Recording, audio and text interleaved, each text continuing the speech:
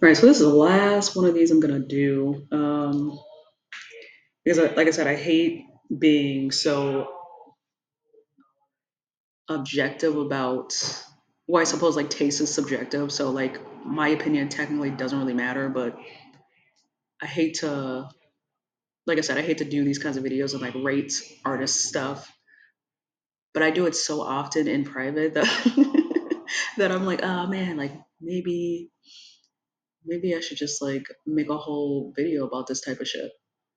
Which people have done this before. It's not like I'm the like main person that's ever done this or the first person that's ever done it. But anyway, Anita Baker.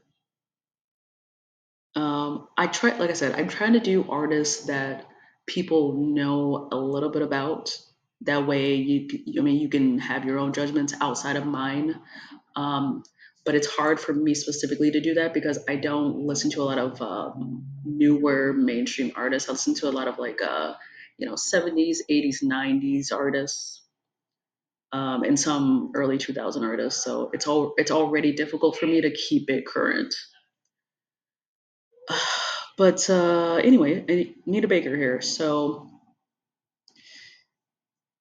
this rating is going to be a little different because she is more of like a jazzy artist. So jazz, I mean, I'm not going to say it's not popular, but jazz is kind of, it's an acquired taste is what I'm trying to say. It's an acquired taste. Like not everybody likes jazz. Um, but she also has that R&B and soul in there as well, but she's kind of a jazzier artist. Um, but I would say I would say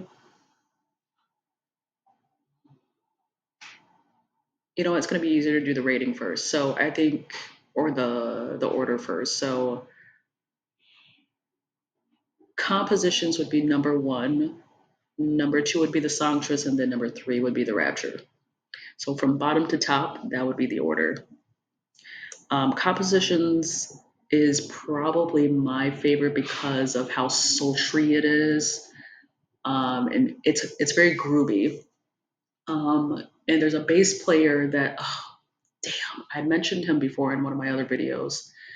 Um, he is probably the best bassist that I've ever heard in my whole entire life. Like I said, if I ever created an album, I would only hire this man to do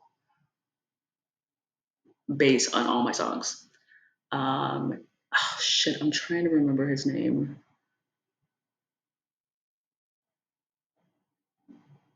I can't remember it now, but I'll put in the description or something like that. I can't remember it right now, but I was like I fell in love with that whole album because of the bass line. Um, I had never heard anything like that in my whole entire life. Like it made me feel something. It was very powerful. Um, there's too many songs on that album to like kind of list them, and I'm trying to make this kind of a shorter video rather than 5 minutes like I do most of those videos.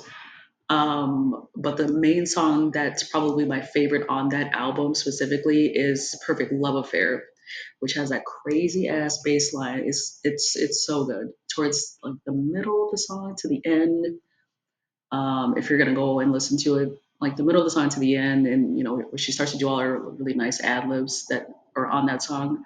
That's when it gets real, real sexy. Love that shit. Very delicious song. And then the songstress, best thing yet. You're the best thing yet. Yeah, yeah, that's the right song.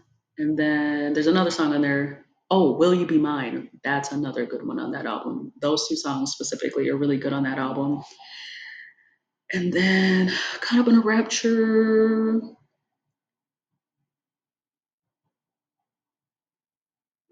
I'm trying to think of the bass line in that song. That one is kind of more of a basic bass line. So it's not too groovy like on a composition. That album that has a lot more going on. But I mean, yeah, still a great album though, but it's just not. It's not as swanky as compositions. Yeah, that's really all I got. I mean, I'm trying not to, like I said, I'm trying not to make these too long because there's, if it was me, I'd be sitting here all day talking about every specific thing I like about each album and each song. So let me just do compositions one, songstress two, and then rapture three.